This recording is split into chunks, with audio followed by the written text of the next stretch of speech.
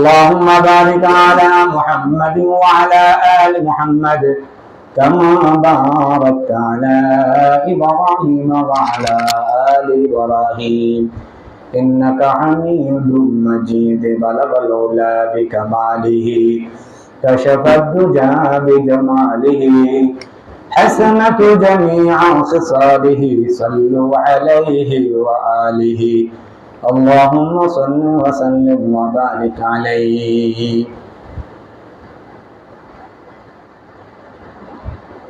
দুনিয়াতে আল্লাহ পাক আমাদেরকে ইবাদত করার জন্য সৃষ্টি করেছেন। ইবাদত করার জন্য এই ইবাদতের নিয়ম কানুন নিয়ম পদ্ধতি শিক্ষা করা ফরজ। নামাজ পড়া যেমন ফরজ, নামাজের যত প্রয়োজনীয় মাসআলা মাসাইল আছে, যত নিয়ম কানুন আছে, কোনটা ওয়াজিব কোনটা ফরজ, কোনটা সুন্নাত কোনটা মুস্তাহাব, কোনটা করণীয় কোনটা বর্জনীয়, এগুলি শিক্ষা করাও ফরজ। নামাজ যেমন ভাবে ফরজ, আগে নামাজের নিয়ম কানুন শিক্ষা করাও ফরজ। আল্লাহ পাক কোরআনে বলেছেন যে ইকরা বিসমি রাব্বিকাল্লাযী খালাক। আগে আল্লাহ তাআলা নামাজের নিয়ম কানুন নামাজের নিয়ম পদ্ধতি আগে শিক্ষা দিয়েছেন। এজন্য নামাজের নিয়ম কানুন শিক্ষা করাটা ফরজ। এই ফরজ যদি কোনো ব্যক্তি আদায় না করে তাহলে তার নামাজ সহি শুদ্ধভাবে আদায় হয় না।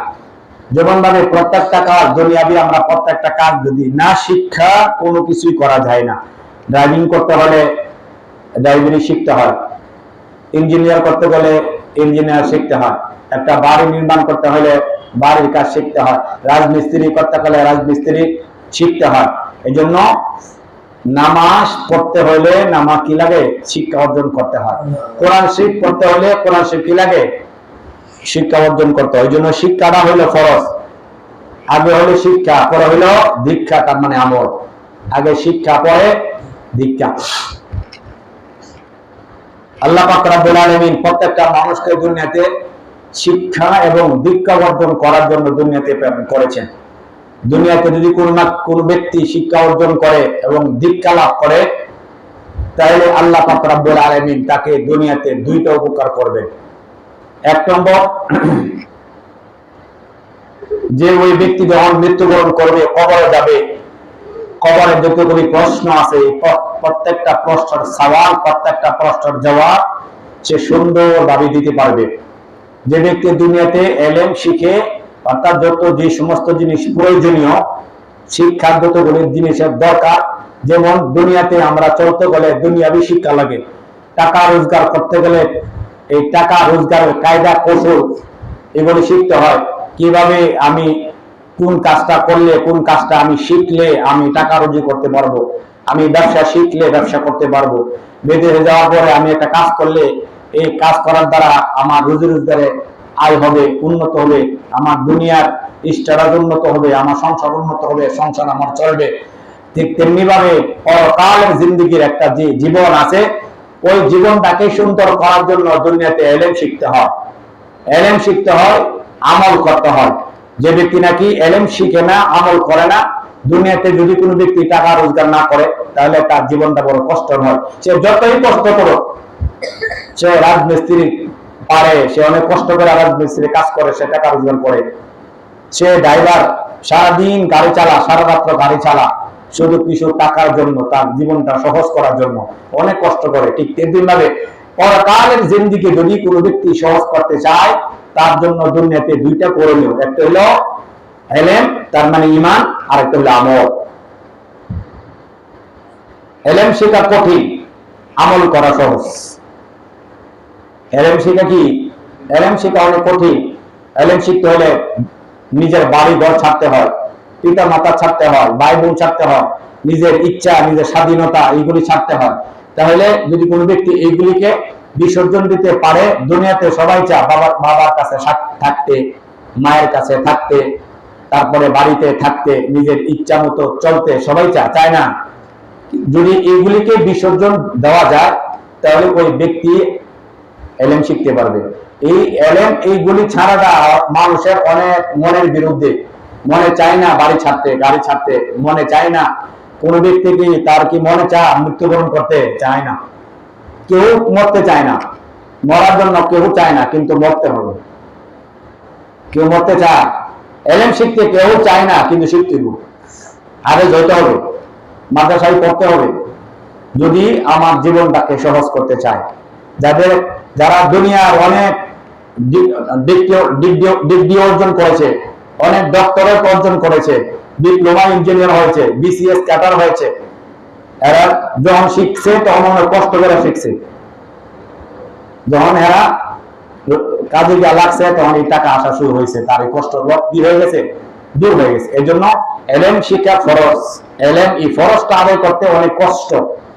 যদি এলেম শিক্ষা শিখতে পারে তাহলে সে অনেক বড় মাওলানা হয়, তাকে মানুষ ইজ্জত দেয়, তাকে মানুষ সম্মান দেয়, আল্লাহ তাকে সম্মান দেয়। এলেম শিক্ষা যে কত কত ফজিলত আর কত গুরুত্বপূর্ণ, যে যে ব্যক্তি নাকি এলেম শিখে না তার জীবনটা কি হয়? অনেক কঠিন হয়, অনেক কঠিন হয়, অনেক কষ্টের হয়ে যায়। এই জন্য আল্লাহ তাআলা বলেছেন দুনিয়ার জিন্দেগি সহজ করতে হলে কাজ শিখা লাগে, তাহলে টাকা রোজগার করা যায়। পরকালের জিন্দেগি সহজ করতে হলে এলেম শিখতে হবে। এলেম না শিখলে এই ব্যক্তি ঈমানের উপরে থাকতে পারবে না, সে আমলের উপরে থাকতে পারবে না।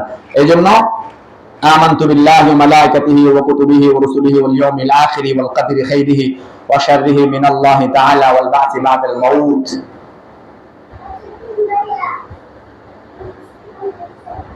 যে এই আমানতু বিল্লাহ, আল্লাহকে চিনা, আল্লাহকে চিনা, আল্লাহর পরিচয় হওয়া, এটা ফরজ, এটা শিখা লাগবে।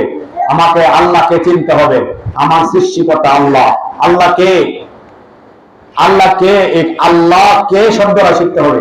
আল্লাহ আমার সৃষ্টিকর্তা, লালনকর্তা, পালনকর্তা, হায়াতের মালিক, মওতের মালিক, ইজ্জতের মালিক, সম্মানের মালিক। আসমান, জমিন, চন্দ্র, সূর্য, গ্রহ, নক্ষত্র, যা কিছু আমি দেখি বা না দেখি সব কিছু বানানেওয়ালা আল্লাহ। এই জিনিসটা আমার শিখতে হবে, এটা ফরজ। মালাইকাতিহি, ফেরেশতাদের সম্পর্কে, ফেরেশতাদেরকে চিনতে হবে, জানতে হবে। ফেরেশতারা নূরের তৈরি, এরা খায় না, এরা ঘুমায় না।